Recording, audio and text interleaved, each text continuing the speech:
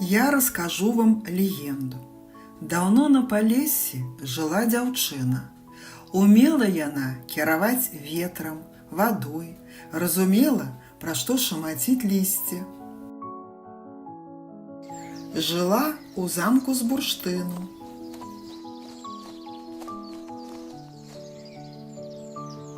Але была яна ганарлівая, завошта пакараная чараўніком і разлучаная з бацькам. Засталася жыць адна на востраве ў замку.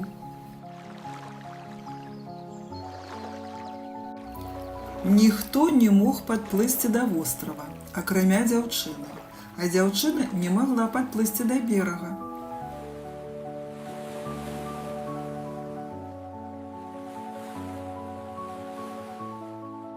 Якаясьці магічная сіла і хвалі перашкаджалі гэтаму. Год заставаўся ёй жыць на выспе, калі князь, якому падабалася дзяўчына, вырашыў асушыць возера, каб дабрацца да вострава.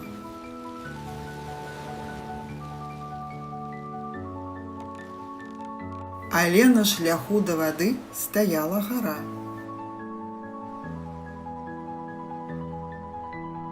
Князь паслаў сялян падарваць гару.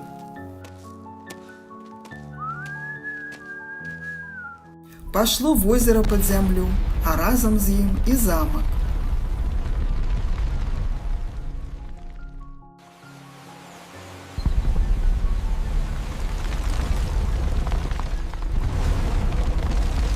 Дзяўчына трапіла ў мір людзей, сонца сцерла ёй памяць.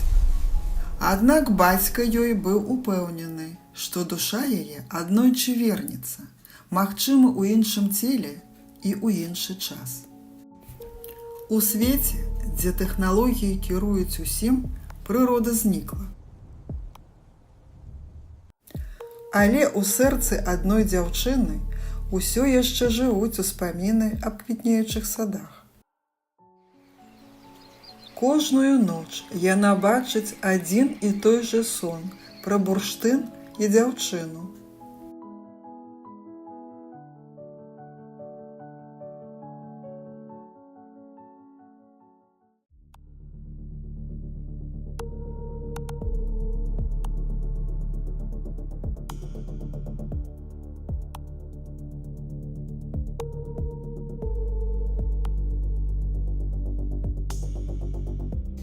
Распавядала пра сны робату Эллі.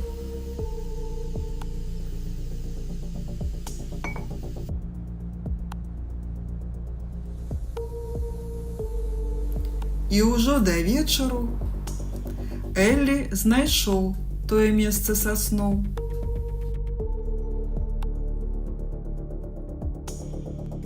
Ехаць ці не, і што там чакае мяне?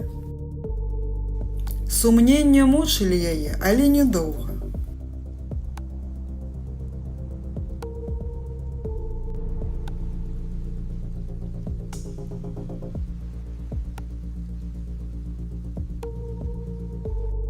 Той кропкай на карце было балота, а там удалечыні як быццам замак.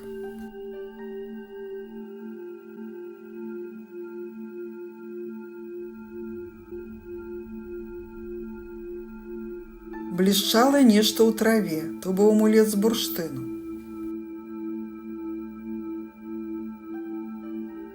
Святло амулета вярнула ёй памяць. Бурштын апальваў, і думкі дзяўчыны неслі яе скрозь час.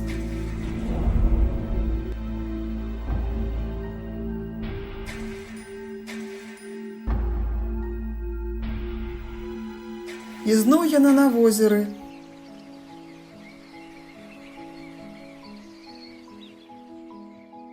І зноў той настойлівы князь, і зноў ён глядзіць на гару.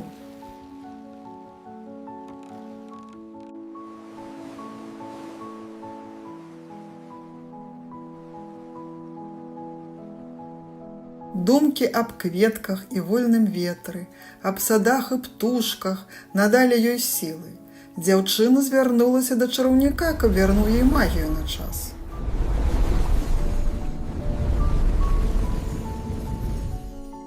Чараўнік нагадаў пра год зняволення, які застаўся ў дзяўчыны, потым уздыхнуў, убачыўшы князя.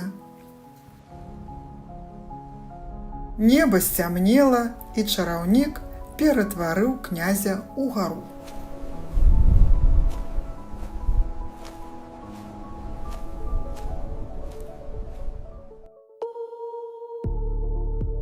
У свеце, дзе ёсць тэхналогіі, ёсць і прырода.